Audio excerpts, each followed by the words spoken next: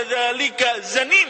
Semua ini ia lakukan, pembohong, pengadu domba, mencegah orang berbuat baik, dan semua ini apa, kenapa? Angkana dza malin wa banin. Dia melakukan semua ini cuman karena dza malin, karena punya harta, wa banin. Harta dan semua itu bukan sebenarnya pegangan, karena semua itu ditolak oleh Al-Quran. Ingat cerita Talut dalam surat Baqarah, ketika dipilih untuk memimpin mereka, Bani Israel teriak, alasannya nggak menerima Talut sangat dangkal sekali, dan alasan itu juga tetap ada sepanjang zaman, di hari ini dan di hari-hari berikutnya. Alasan mereka menolak ketentuan Nabi untuk menjadi Talut sebagai pemimpin mereka cuma apa? Anna yakunu lahul mulku alaina wa nahnu ahaqqu bil mulki minhu wa lam yu'ta sa'atan minal mal. Bagaimana ia jadi raja di hadapan kita? Kami yang lebih berhak untuk memimpin dia, menjadi raja di hadapan dia, karena dia gak diberi harta oleh Allah. Harta bukan tolak ukur, ayyuhal ikhwah. Jangan sampai kita silo mata kita melihat orang kaya, kemudian kita nggak bisa melakukan yang hak dan yang benar. Dan jangan juga kita silo kalau kita menjadi orang kaya, kemudian meremehkan yang lain. Kita lahir nggak punya sesuatu, kekayaan murni hanya dari Allah. Malam ini kita kaya, setengah jam lagi sebelum fajar keluar, kita mungkin bisa miskin. Setahun yang lalu masih kita ingat apa yang terjadi pada saudara-saudara kita di Aceh. Orang malamnya masih menikmati semua kekayaannya, mobil-mobil mewahnya, gedung-gedung mewahnya. Besok hari habis semua itu. Saya tidak mengatakan ini karena tidak. Yang ingin saya baca itu cuman ternyata bukan pada kita kekuasaan, kekuatan itu. Semua ada pada Allah. Karena itu ketika kaya jangan congkak dan jangan menghinakan orang yang enggak punya. Lebih senang miskin kalau di jalan Allah daripada kekayaan tapi alpa dari Allah. Hina di jalan Allah lebih ia senangi daripada mulia tapi di hadapan dengan musuh-musuh Allah. Sebenarnya hina ini saya ingin juga ungkapkan doa Imam Sajjad. Imam Sajjad berlindung dari Allah, jangan sampai melihat orang yang kaya terus dihormati, yang miskin dienyakan, jangan. Karena bukan dari situ kemuliaan. Imam Sajjad dalam doanya beliau berkata, wa'simni min an adhunna bi dhi adamin khasasatan wa adhunna bi sahibi tharwatin fadla fa inna syarifa man syarrafathu ta'atuk wal aziz man a'azzathu ibadatuk. Ya Allah, jagalah aku supaya jangan sampai pernah menyangka keji, hina kepada orang yang miskin, dan menganggap mulia orang yang kaya. Karena sebenarnya yang mulia itu ialah yang memperoleh kemuliaan dalam taatnya kepadamu, dan orang yang agung itu ialah yang memperoleh kemuliaan dalam ibadatnya kepadamu. Tolak ukur mulia dan tidak bukan harta, bukan jabatan, tahta, dan bukan hal-hal semacam ini. Dia memilih hina kalau di jalan Allah daripada ia harus merasa bangga tetapi bukan di jalan Allah. Kenapa? Karena kemuliaan itu kan cuma milik Allah. Kenapa kita cari pada selain Allah? Kenapa kita DP orang kaya untuk memperoleh kemuliaan? Kenapa kita mencari kemuliaan itu walau dengan meninggalkan ketentuan Allah? Bukankah gamblang Allah menentukan walillahil izzatu walirasulihi walil mu'minin. Izzah itu milik Allah, milik Rasulnya, milik kaum mukminin. Maka kita yang ingin memperoleh izzah, jangan kita pergi mencari kepada selain dari Allah. Dalam surat An-Nisa ayat 139 Allah sebutkan agar kita tidak salah mencari kemuliaan. Allah sebutkan begini bagi mereka orang-orang munafik. Orang munafik selalu mencari kemuliaan bukan dari Allah, karena mereka tidak mau mempercayai Allah. Basyiril munafiqina bi anna lahum adzaban alima. Beri kabar gembira bagi mereka orang-orang munafik, untuk mereka siksaan yang paling pedih. Siapa itu? Alladzina yattakhidhuna al-kafirina awliya'a min dunil mu'minin. Mereka yang masih menjadikan orang-orang kafir selain mukmin sebagai panutan mereka. Terus ayabtaghuna indahumul izzah, mereka berkiblat kepada mereka musuh-musuh Allah itu. Apakah mereka mengharapkan dari mereka itu kemuliaan? Ayabtaghuna indahumul izzah fa innal izzata lillahi jami'a. Kemuliaan itu hanya ada pada Allah. Jangan kita menghina karena kita anggap itu mulia. Kapan kita mulia, kapan kita hina, patokannya cuman ketika bersama Allah mulia. Ketika meninggalkan Allah dan ketentuan Allah hina, walau kita memiliki segala sesuatu, walau kita disanjung orang, walau kita diperlakukan bagaimanapun, tetap hina karena kita jauh dari Allah. Orang yang berakal menurut Imam Ridha ini ialah sudah tidak lagi melihat hal-hal semacam itu. Kemudian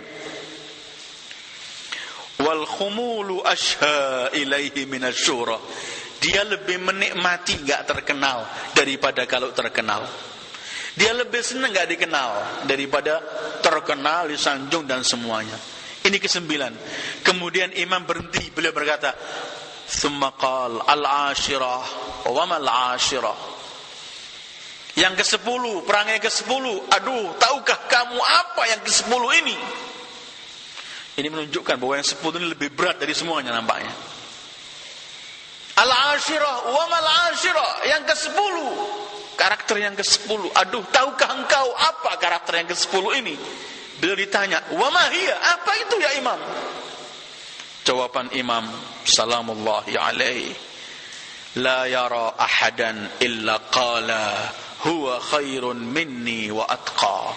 Dia enggak ketemu siapapun kecuali ia berkata, dia lebih mulia dariku dan lebih bertakwa dariku. Ini untuk mematikan supaya kita enggak punya congkak dan sombong. Setiap ia jumpa pada orang, dia beranggap orang itu lebih mulia, lebih bertakwa dari dirinya sendiri. Karena kalau kita menepuk dada terus, kita lupa daratan, ayyuhal ikhwah. Imam Baqir pernah menyebutkan begini, belum menjadi pengikut setiaku sampai kalau ia satu kampungnya, seluruh penghuni kampung mengatakan ia jelek, dia enggak berubah, tetap dengan konsep haknya. Dan seluruh orang desa dan kampung yang mengenal dia, menyanjung tinggi, memuji dia, dia tidak juga gentar dengan pujian, baru pengikut setiaku. Jangan disinggung sedikit kita lupa, disanjung sedikit kita juga lupa. Kita diajari oleh a'immah ahlul bait, dalam puncak kesenangan kita enggak lupa dengan kewajiban. Dalam puncak penderitaan kita tidak pernah putus asa dan kemudian melemah. Dalam penderitaan maupun kenikmatan tetap akan konsekuen dengan kapan kita gembira bersama Rasul dan keluarganya, dan kapan akan sedih bersama Rasul dan keluarganya. Kesedihan tidak menyebabkan kita lemah, dan kegembiraan tidak menyebabkan kita lupa. Kemudian Imam menyebutkan, innaman nasu rajulan, manusia itu cuma ada dua pembagiannya. Rajulun khairun minhu wa atqa, wa rajulun syarrun minhu wa adna. Manusia cuma ada dua. Ada satu orang yang lebih baik darimu dan lebih baik dan lebih bertakwa. Ada orang yang lebih jelek dan lebih hina. Cuma dua aja. Terus, فَإِذَا لَقِيَ الَّذِي شَرٌّ مِّنْهُ وَأَدْنَى. Ciri-ciri orang yang berakal ini, Imam Ridha, yang sempurna akalnya. Kalau ia ketemu kepada orang yang lebih jelek dan lebih hina, qala la'alla khaira hadha batinun wa huwa khairun lah, wa khairi zahirun wa huwa syarrun li. Mungkin kejelekan orang ini, ketika ia ketemu dengan orang yang lebih jelek dari dia, dia berkata, mungkin kebaikan orang ini tersembunyi dan itu baik darinya. Sementara kebaikanku nampak zahir dan itu mungkin jelek untukku. Melihat orang jelek masih dia menganggap mungkin batinnya ada yang baik. Terus, wa idza ra'a alladhi huwa khairun minhu, kalau ketemu kepada orang yang lebih mulia darinya dan lebih bertakwa, dia kemudian langsung tawadhu di hadapan orang itu, bersikap tawadhu. Karena ingin digabungkan dengan mereka orang yang baik. Ayyuhal ikhwah, ini mungkin mudah diungkapkan, mudah dijelaskan, mudah dibaca, tetapi sulit prakteknya. Tetapi sekali lagi, kalau kita tidak mulai melatih diri untuk melawan hawa nafsu, kita akan dilipat oleh hawa nafsu. Ini hal-hal untuk memaafkan orang, untuk hal-hal semacam membalas kebaikan, kejelekan dengan kebaikan, dan hal-hal semacam ini oleh Al-Quran disebutkan memang itu besar. Allah berfirman, idfa' billati hiya khair. Allah mengatakan, la tastawil hasanatu wala sayyi'ah, idfa' billati hiya. Tidak pernah akan sama kebaikan dan kejelekan. Karena itu balaslah selalu kebaikan. Tetapi perbuatan semacam ini Allah komentari begini, wa ma yulaqqaha illa alladzina sabaru wa ma yulaqqaha illa dzu hadzin azim.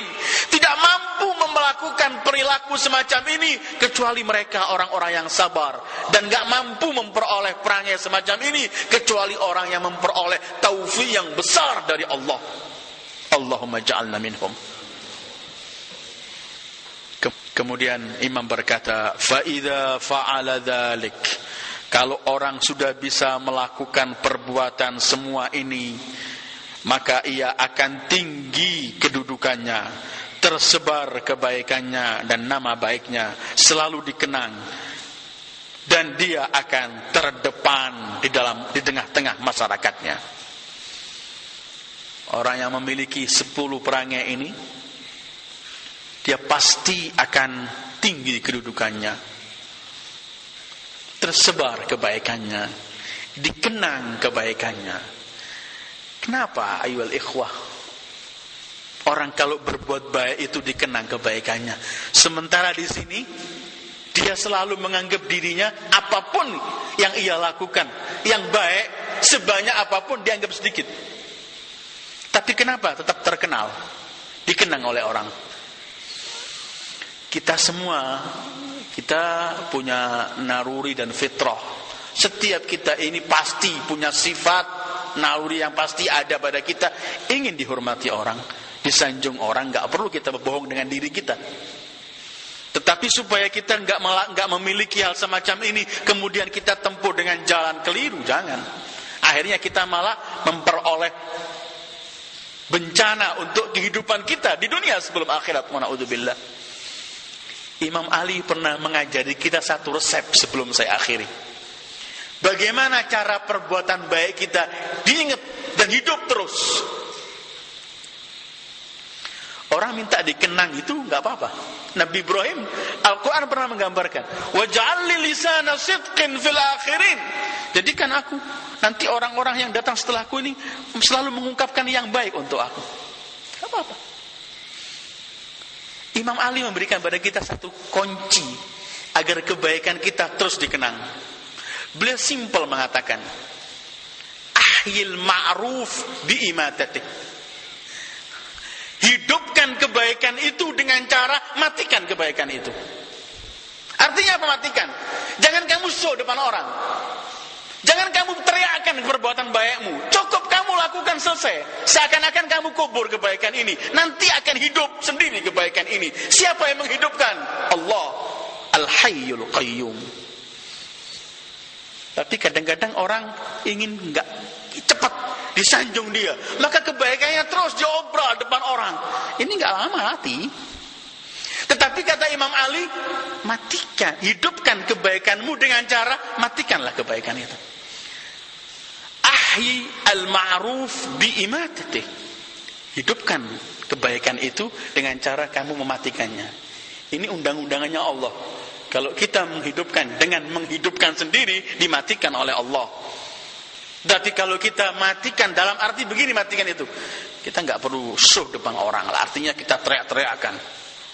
Kita tahajud, kita cerita sama orang, kita ini cerita, nggak perlu. Kecuali kalau Anda saat mendidik, mungkin Anda boleh diberi waktu untuk menceritakan apa yang Anda lakukan di depan anak-anak yang kita didik atau orang yang kita didik. Tapi selain itu, tidak perlu. Ayyuhal ikhwah, ini kalimat-kalimat indah, perangai-perangai indah yang disebutkan oleh Imam Ali Ridha.